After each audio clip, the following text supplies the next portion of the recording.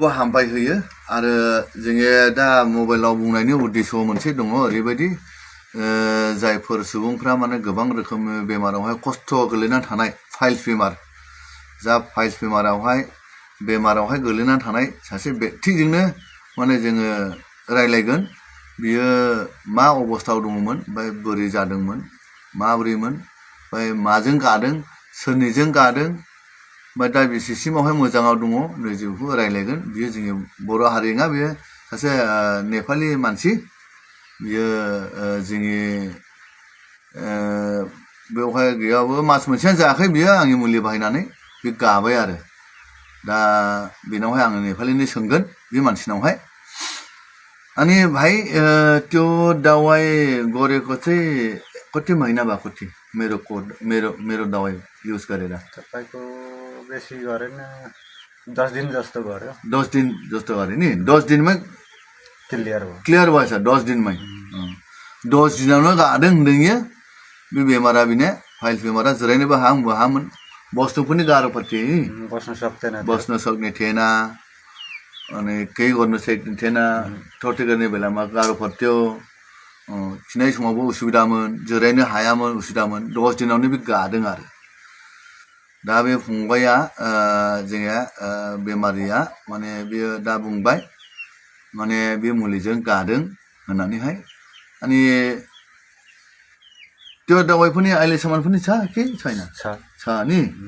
बे मुलिया दाबो दंबावो बे लगाएको अहिलेसम्म युज गर्दैछ अहिले युज गरेको छैन अहिले अर्को दवाई खाँदै थियो ए बे युज खालामबावाखैसो जोंनि 10 दिनल' युज खालामा गानानैहाय दा बेखौबो इनि बेमारखौबो जोङो मबाइलाव होगासिनो दङ माने बेदरानो नै इसनि लावखाबायमोन दा बे फाइल्स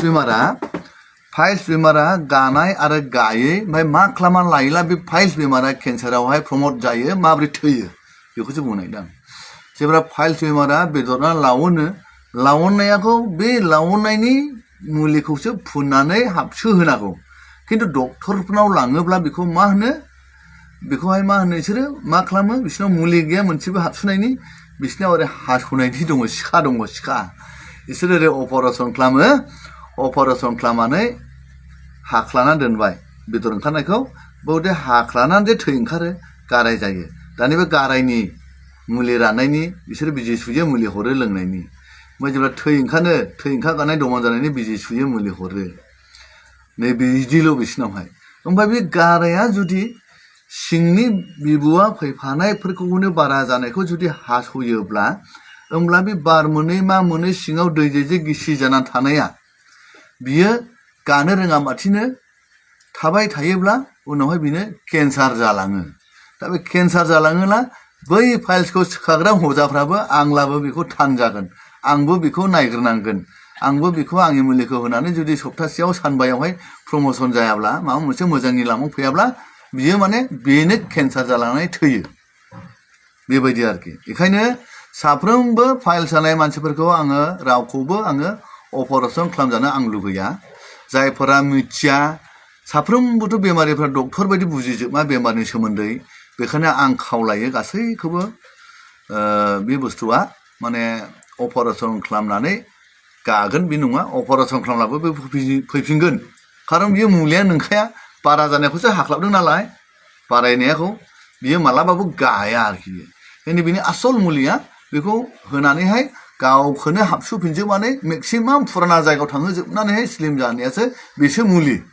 खिन्थु डक्टराव हाख्लाबो गाराय जायो मायो गाराया गाला केन्सारावहाय जालाङो नैबेखौल' आं नुयो दासिमावहाय दा बेनो आरो अनि त्यो केन्सार बेमारको केन्सार अरे त्यो फाइल्स बेमारको चाहिँ अब डक्टरकोमा लान्छु होइन अनि त्यो मासु बाराउनेहरूलाई चाहिँ डक्टरहरूले यसलाई चाहिँ दबाई लगाएर त्यो मासुहरूलाई पिकअप गर्नु चाहिँ दबाई छैन यिनीहरूसँग चाहिँ अब अपरेसन गर्छ काट्छ